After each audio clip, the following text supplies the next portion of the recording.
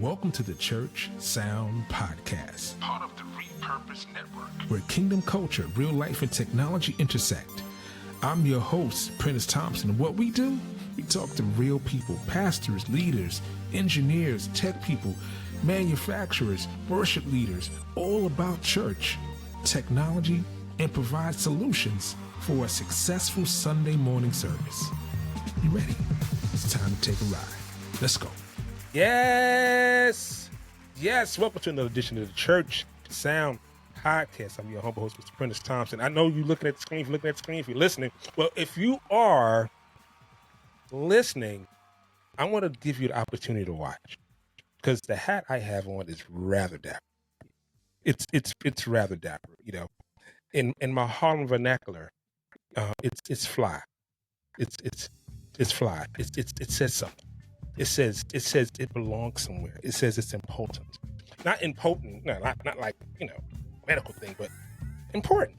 Anyway, thanks for joining. I appreciate you guys being part of the process. Make sure you like, subscribe, review, and look forward for a fantastic conversation. Now, I like to bring on great guests. I like to bring on great guests that has something to say. So this is just not haphazard. You guys know me. I'm an interesting guy, if I might say so myself. Anyway, so to the program, we're going to talk about mixers today. We're going to talk about a new mixer. So all of my engineer people, all of my tech heads, all of my tech directors, all of my people out there, make sure you like and share this with someone. This is going to be chock full of information. So, ladies and gentlemen, boys and girls, cats and dogs of all ages, please welcome to the program Sean Daly, who is from Tascam, and your title is a product manager? Is it? Product specialist, yeah. Product specialist. It's very, very important title there, guy. Very important title there, guy. Welcome to the program. Thanks for having me, man. I appreciate it. Thank you. Thank you for this opportunity. Hey, listen, and when you first got on the phone, on the call with me, I was like, oh wow, he sounds like a real radio voice. Like, hello, how you doing there, Prentiss? Did you do radio at any point? Yes, actually I did. I did do some DJing when I lived in Colorado on on an NPR affiliate station. And then also we'll do a little cross thing here. If your listeners are interested, I also host Tascam on Air, the official Tascam podcast. So go over there. Great.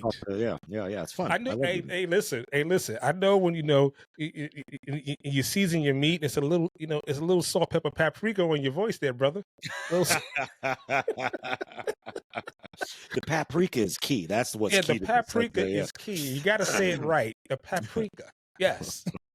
Welcome to the program. So, for my listeners, I'm gonna tell you how my good friend got here. So I was in St. Louis and at a trade show where I was actually presenting, and I was in the trade room, and I was like, I've never seen this mixer before, and I started quizzing the gentleman at the booth, and finally, I think I frustrated him enough that he said, well, listen, I need to get you a product specialist.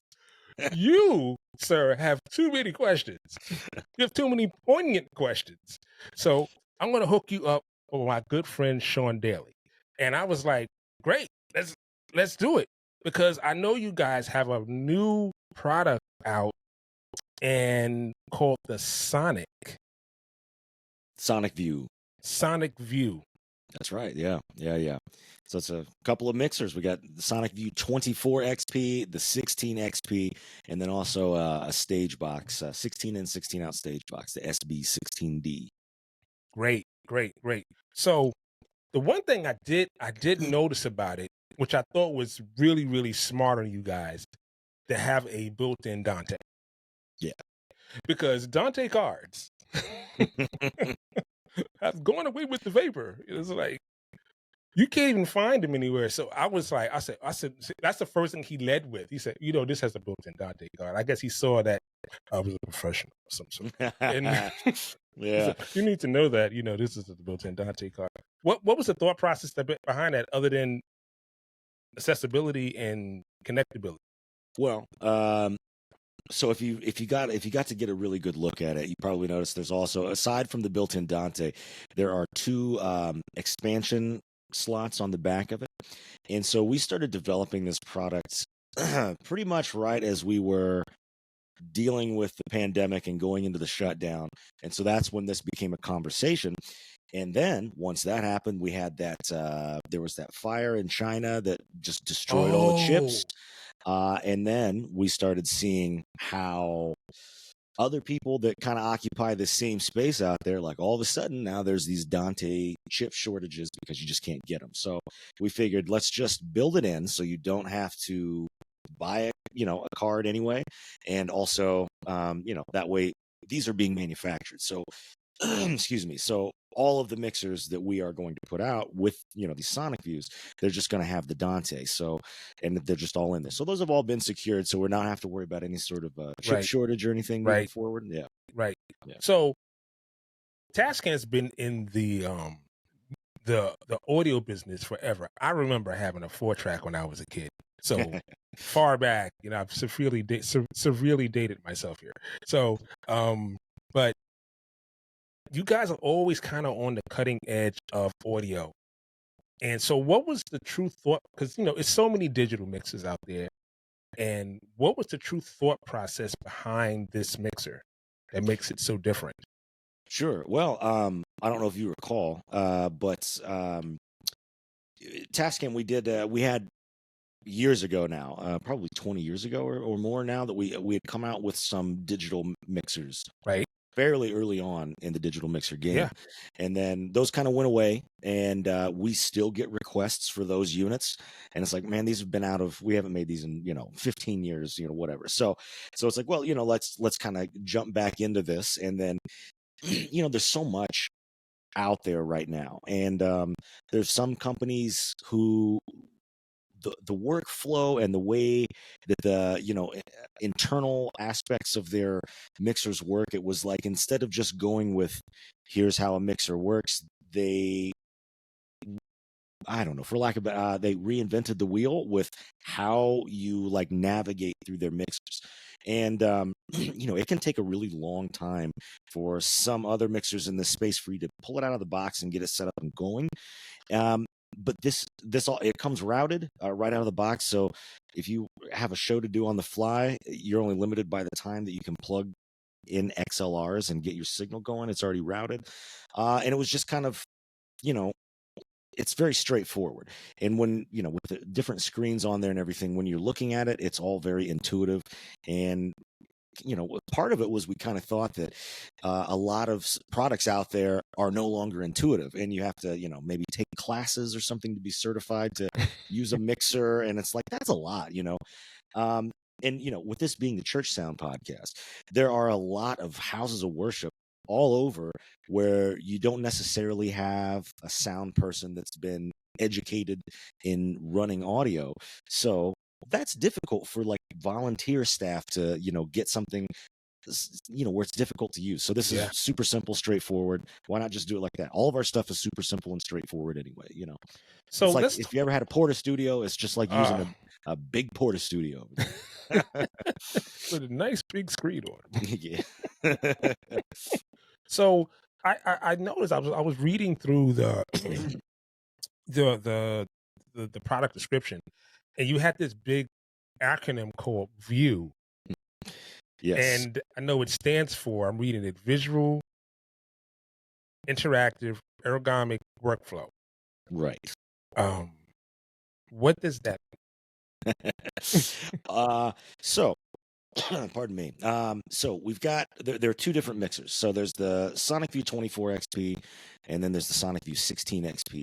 Internally, they're identical. Physically, there's a difference. So if you're looking at the 24, you've got 3 8-channel buckets, and there's 24 XLR inputs on the back of it. If you're looking at the 16, you got 16 XLR inputs on the back of it, and there's 2 8-channel buckets. So view system is how you're using those screens. So there are 3 different ways in which you can, kind of customize your workflow. So when you're the first one is the channel view. So you can think of that as more like a classic pardon me. You can think of that as more like a classic analog channel strip type of view, Gotcha. where it looks like that. At the top, there's a little virtual knob for gain, and then you go down and there's all EQ, compression that you can see, and then your sends on the screen. And you touch one of those things on the touch screen, and then on that screen it brings up that function. So if you touch the EQ, it'll bring up that module so you can adjust it. But then you can use the encoders underneath the screen, and you can watch the gain change. So then another view is excuse me, the module view. So if you were to say select channel 1, and when you're sitting there looking at it and it looks like the channel, an analog console, then you hit the select button on any channel on one of those screens, it brings up that channel. And then from there, you have access to everything on that screen. So you could bring up, kick drum, and then, tab over and start EQing. And then on your second 8-channel bucket, you could select your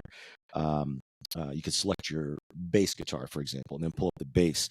And now you're trying to carve out that low end in your mix. So then you've got your kick drum and your bass on 2 different screens. And so you can start turning knobs and or using your fingers on the screen, and start adjusting those together. And so then on the 24, now that you've got 3 screens, you could have 3 different channels popped up, and you can work on whatever. I can be dialing in the kick drum a little bit better, but then over here I can be messing with the compression on the electric guitar, and then over here I'm adding effects to the vocals or whatever. So you can got 3 different channels.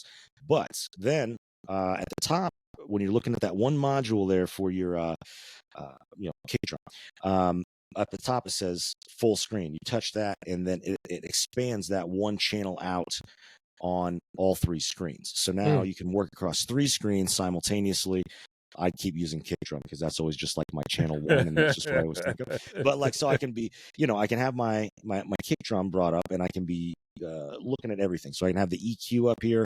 I can have my dynamics section where I'm, using compression, and then maybe on my next screen I'm really trying to dial in that gate. But it's all on that one. So that's what the view system is, the amazing view system. So it's having that, I like that. It's the view, and then you've got your visual screens. So you can arrange it and work how you want, and so it makes it easier. And 3 screens or 2 screens, better than having 1, I'll tell you that. Yes, and that's very interesting, because kick drum and bass are synonymous with subtraction and addition. Yeah. Yes. That's why I like using that example. That's the best one I think that you can possibly use if yes, dialing in that and low be able end. to see the RTA on each individually, so you can actually see what you're cutting, and you can actually hear the difference. Why that's intuitive, and it's a useful tool, especially guys like us who are engineers and not volunteers, because you can set that stuff up and set it and forget it for the volunteer, but you're kind of a leg up, because you have some extra tools that in your toolbox. The full screen thing is interesting, because if you have it on 3 different screens, that means I can have my EQ, compressor, I can have a limiter, I can set it up any way I want. So is it so that I can set a preset up that will populate the screens however I see fit, and then save that? And how is that saved? Yeah. So, I mean, you can definitely, create your own presets and, your own scenes that you can have, so you can pull those up. There's a whole bunch of user keys off to the side that are all assignable. You can pretty much have any of the user keys do anything that you want. So I could say, user key 12, and I push that, and now on my screen it pops up with the kick drum EQ, or whatever. So you could definitely set it up that way. And then also for the less seasoned audio engineer, all those modules within each channel also have presets in them. So like what you were saying, if you were setting it up for the volunteer type of person, for them, set it, forget it, let them go at it. If something happened and they needed to change something, they can just, EQ, and then, and then for the vocal, and then, select the preset. It's like, okay, male voice or female voice, something like that. But yeah, there's presets. So same thing on the, like compression, limiter, all that good stuff. There's all presets to get people up and running and start, good start and jump off point for people. Yeah. So the thing about digital mix is that it's, like you said earlier, like sometimes you can feel like you got to go to a class. And usually the first thing I have to figure out is how do I populate my auxes? How do I get it? How can I use it? Especially if I'm doing something real quick. Like, okay, someone said, "Hey, can you bring down the snare drum especially if you're mixing, like a lot of times in churches, you don't have a monitor guy." Yeah, sure. You're the live stream guy, you're the monitor guy, you're the front of house guy. You're 3 in 1. So sometimes, being able to get the auxes real quick at a tap of a button, and you can see your mix, and being able to snatch things down without messing up your front of house. How intuitive is that? Like, how do you get around to your auxes? Is it pretty quick? Is it? Yeah, I mean, there's okay. So, pardon me. So, there are 22 auxes, mono auxes. Now you can stereo link them, so that way you can get your stereo, auxes going to headphones or whatever, monitor systems. There's a couple of ways to access that. So, one, you have layer keys off to the side. So, if you are working on the Sonic V24 XP, layer 1 is going to be your first level of inputs. You're like, all across the board there. So first 24. And then when you go to layer 2, you're going to have 25 through 44 plus your effects. And then on your next one down, layer 3, that's going to bring up all your mixes, auxes, buses, whatever you prefer to call them. And then, and also the master is on there too. So you can pull those up and then easily adjust everything there. Or let's say mix 1. So you hit select on mix 1, the screens pop up, there's all of your stuff for mix 1. So you can view it the same way that you view the individual channels. So you can view multiple mixes across screens, you can view one mix across all 3 screens. And then from there, you can see everything that's going into it, and you can make adjustments there with the rotary encoder. Or the easiest way to do it is off to the side by the master fader. There's a button that says send to layer. Or I think that's what it says. Oh no, I'm gonna. Anyway, I forgot exactly what it says on it. But you press that button. Sends on faders. There we go. Sends on faders. You press that button, and now it changes to your sends. So all of your auxes. So push that. Boom! You watch your faders move, because now it's going into that mode. And on your right screen, you can see which mix, aux group, whatever that you're working on, and you can go through and tap them. And that's actually the easiest way to build any mix or aux on there. So mix 1, I'm doing aux 1, and that's the mix for my drummer. Let's say it's going to our drummer's in-ears. So I've got all of my channels right there, and all the same fader or the same layers as well. So send to Send the anyway, faders. send yes, and then I'm on layer 1 now, and so that's like I mix my drums for my drummer so we can hear all those, and then guitars, bass, all that good stuff. Go down to my next layer where I've got 25 through 44, and I can mix that for that particular mix. The same thing with like DCAs and the effects returns.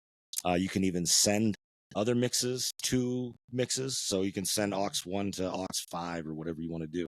And then so when you hit that send a layer or send to faders, you can just real easily pull down the snare drum if you want. Or you can set up those mixes that we were talking, or the user keys that we were talking about earlier.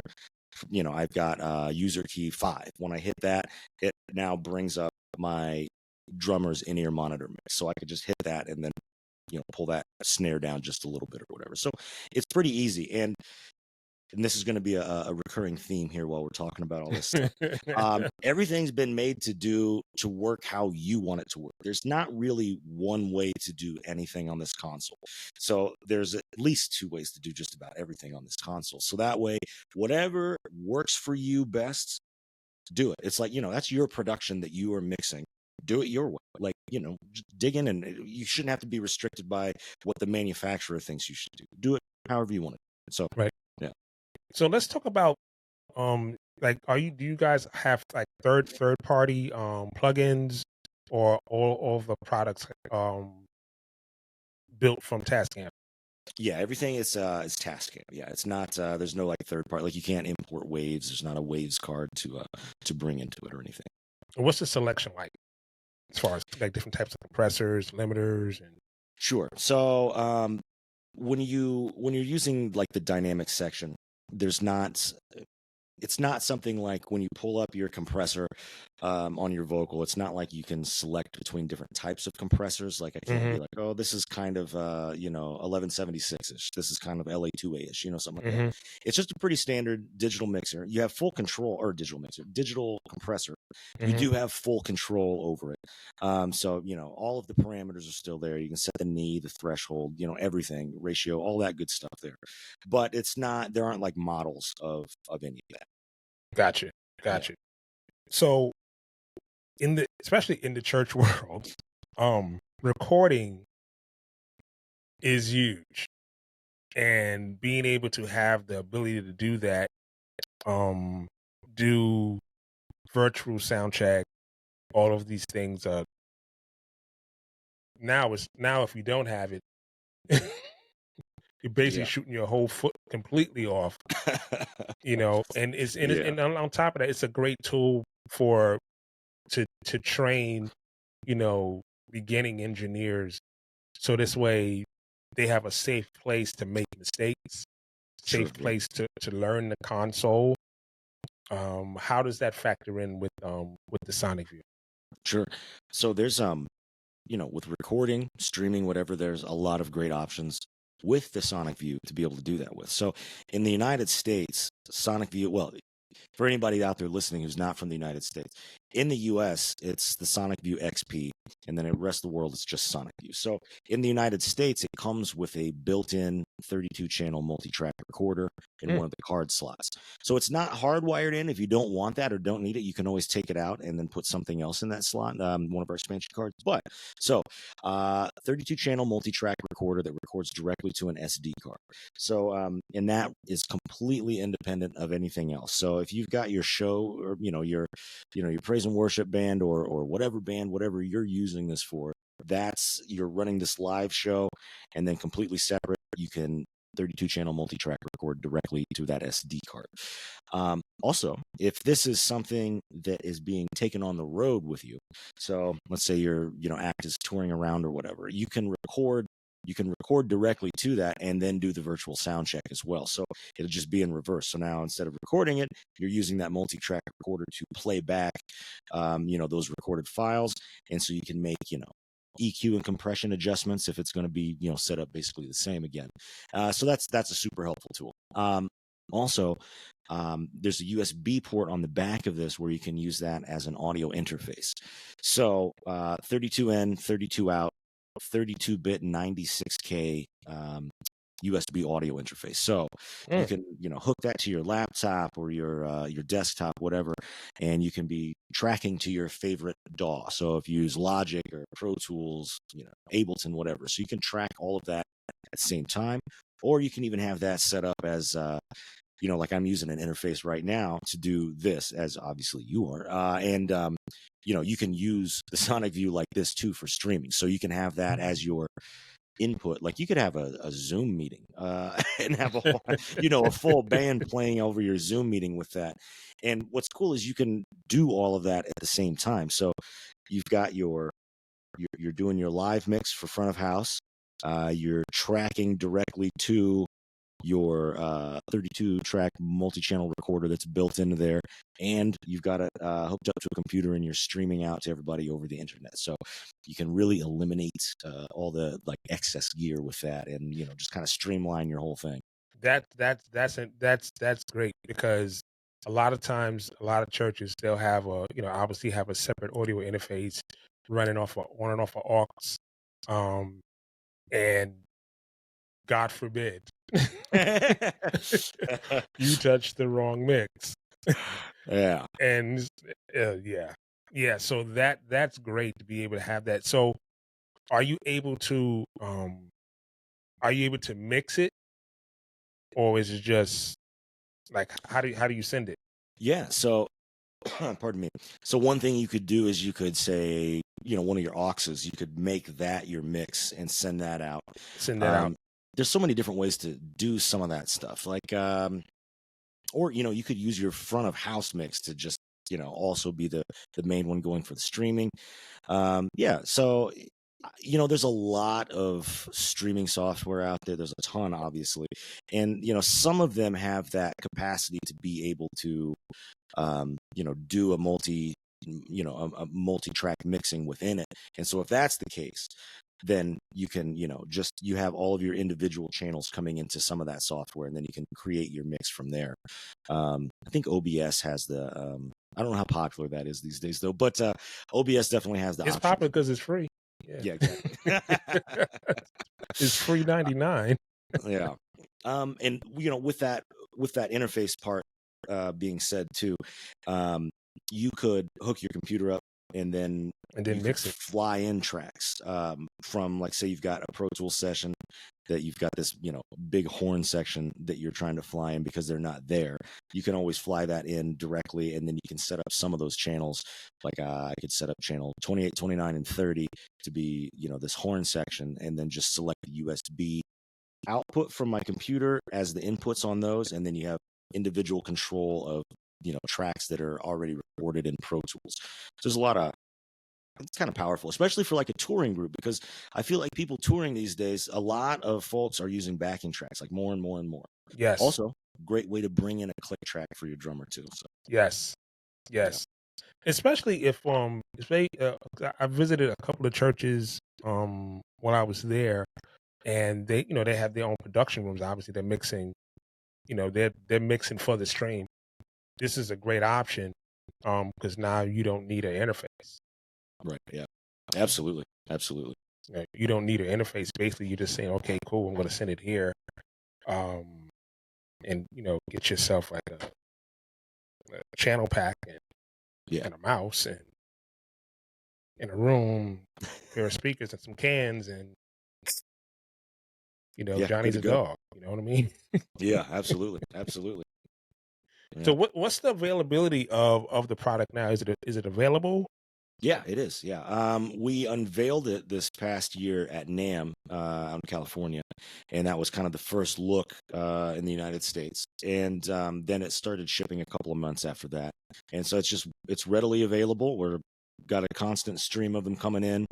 That's both the consoles and the stage boxes.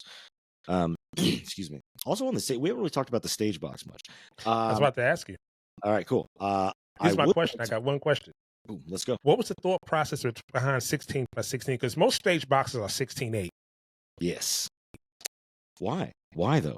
That's kind of dumb, right? I mean, more is better. More is better. But I have to ask, because like I know more is better. I'd rather have more than less. But not a lot of times it's either 16:8, especially if it's a 16. If it's a 24, you may get 16.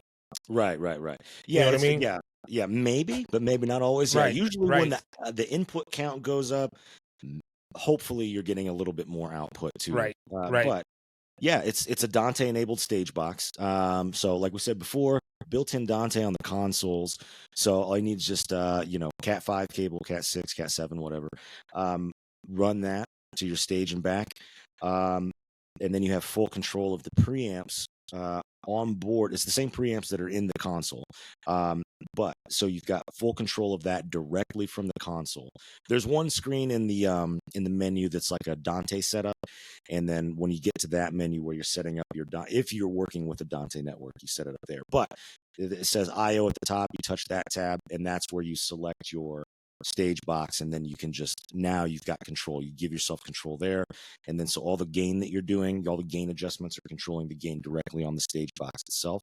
Plus, you can daisy chain up to 4 of those, so you quite a bit of inputs everywhere, which is nice, and outputs too. That gives you a ton of outputs.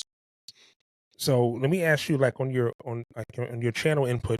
So when you go to your channel input, when you look at it, all the Dantes, or if you're going like, okay, I want channel 1 to come from channel 8, and like how easy is it to get to your input on your channels? Yeah. So I'll go back to the 24 for this example, since it's just a bigger one, and I feel like a lot of people want more channels. But anyway, so you've got 24 XLR inputs on the back of it. So that's your first layer, channel 1 through 24. So then when you hook up the stage box, it automatically detects it and then reassigns, unless you've done your own scene where you've saved things, it'll automatically assign that SB16D to those last channels, so channel 25 through 44.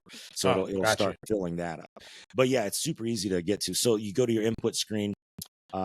You go to select whatever channel you want, and then you go to your input tab on the screen, and then you can lock that screen, which is key, so no one can mess up your inputs. But also, you just go there and you can do any of it. So you can route. It comes routed 1-to-1. Input 1 to channel 1, and so on and so forth. But you can change that to anything. You can do the same thing with the stage box or your Dante network that you have coming into it. And same thing with like USB, that you assign your USB inputs there as well. And then it's also worth noting with those two card slots. Obviously, one of them comes filled, but you don't have to keep that there. You can just bring in other cards. You can get another Dante card if you want, so that way you have. You can bring in, you can have one of them hooked up to your stage box, the other coming from your network. You can get MADI, 64 in, 64 out MADI. You can get 16 in, 16 out AES EBU.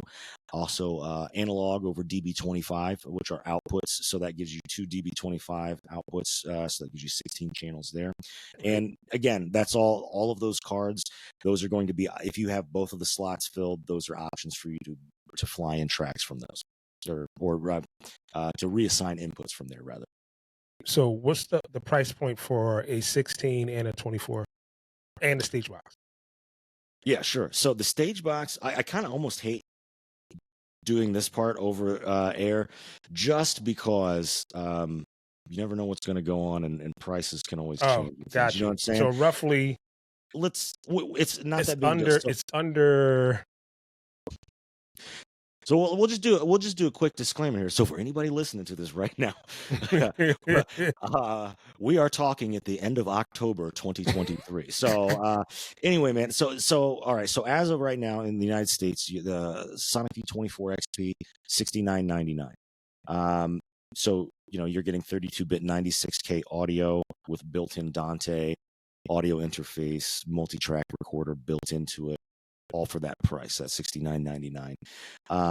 The 16 XP, again, internally that's identical. So the differences are the extra 8-channel bucket and the additional 8 inputs. That's $59.99. And then I think that with the stage box, and I always like this telling people about this, because I love that you brought up that it's 16 in, 16 out. I'm sorry, I keep looking off because I actually literally have it sitting right next to me over here, the stage box.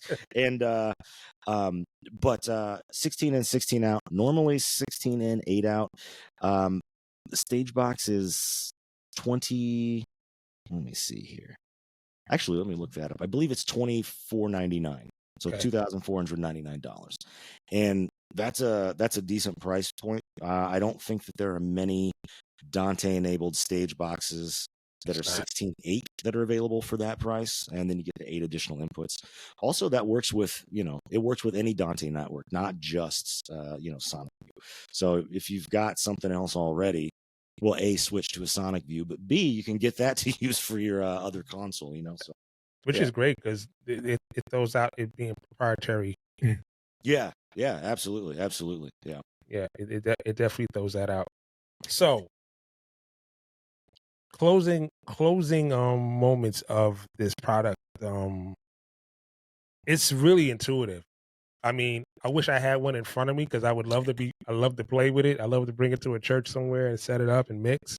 But from what I saw at the show, I was really, really taken aback by it, especially with some of the features that that churches complain about, especially it being have a built-in USB interface, having multi-track recording onto a SD card. That's priceless. It being very intuitive, being able to have your three different screens to be able to select them any way you would like. That's the things I kind of walked away with. Is it anything I missed? Because as a church dude and mix in front of house, these are the things that you would run into when I walk into a church to mix. Mm. Yeah. So things to note, and I'm going to touch on some of the things that I really like and think that set this aside. So 54-bit float FPGA mix engine. So Really? Wow. yeah. That's a lot of resolution. That's the processing power is ridiculous. So there are other items that kind of exist in this same price point that if you start loading up all your channels with processing power, it'll give you a message and say, sorry, not enough processing power to do this. That's like not an issue with the Sonic View at all. The 54-bit float FPGA mix engine means that you can load every channel up with absolutely everything on every channel across the board, and you're not going to run out of processing power. So I think that that's a big deal. A lot of digital mixers will say, "Oh, we've got a 96K, 96K mix engine," which they're not telling you what the bit rate is because it's not that high, to be honest with you. And 54-bit float's pretty awesome, and I think it helps with your game staging too. Exactly.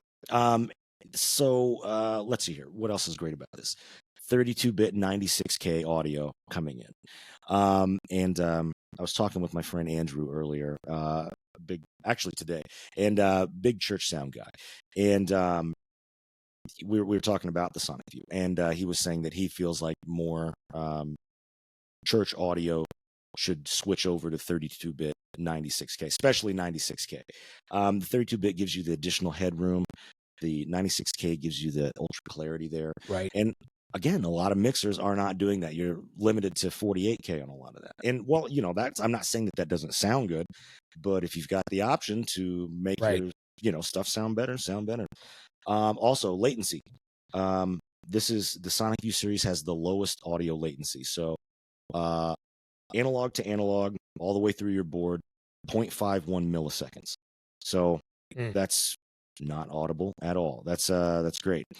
Reliability, the mix engine and the real-time operating system in the board, they're completely separate from the physical mixing surface itself. So if you have like worst case scenario, something bad happens to the board physically during your production, the audio is still passing through. You won't lose signal because all of the additional stuff is the internal processing and mixing is separate than from the physical side. So I don't know, reliability, flexibility. It's I don't know. I of course I love Tascam obviously, but man, the mixer's awesome. It's cool. We've got people out there with them and get great feedback. Everybody seems to really love it, and it does sound great. First time I took it out and mixed a band with it, I thought it was going to sound great, and then I was blown away by how much better it sounded than what I had actually expected from it. So it's awesome. Yeah. Wow. So right out the box, man. Right out the box? Oh yeah, right out the box. Yeah. There's nothing, no setup time, and it just sounds good instantly. Wow. Great. Okay, ladies and gentlemen, boys and girls, cats and dogs of all ages, listen. It's going to be a bunch of links in the show notes. Go check it out. I'll have some send me some videos of some of your suggested videos that I can send to the fan base and have them in the show notes, and I can email that to me. That'll be great. So that'll be there for you to check out. But before we get out of here, you know what we do to our guests? we have this game we call 30 Seconds and Gone. These are true, false, yes, no questions. So, Sean, are you ready? I believe I am. Let's go. All right. Question number 1. As a broadcast guy, I prefer a SM7B or an RE20.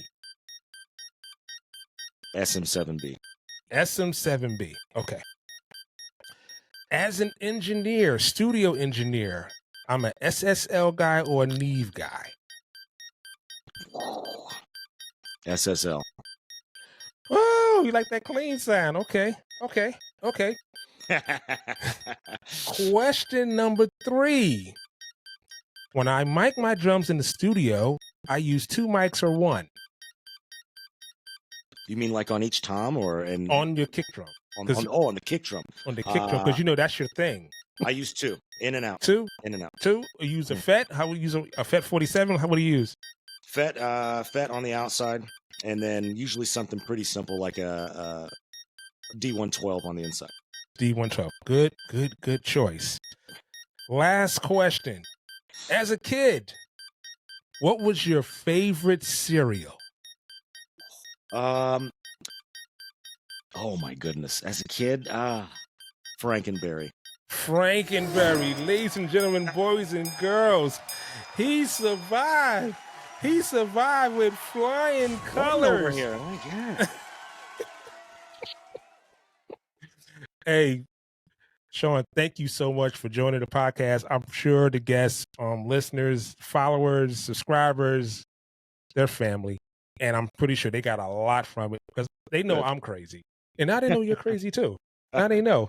So there you have it. Hey, I'm going to say like I always say, keep God first in everything you do. And we see you next time on the Church Sound Podcast.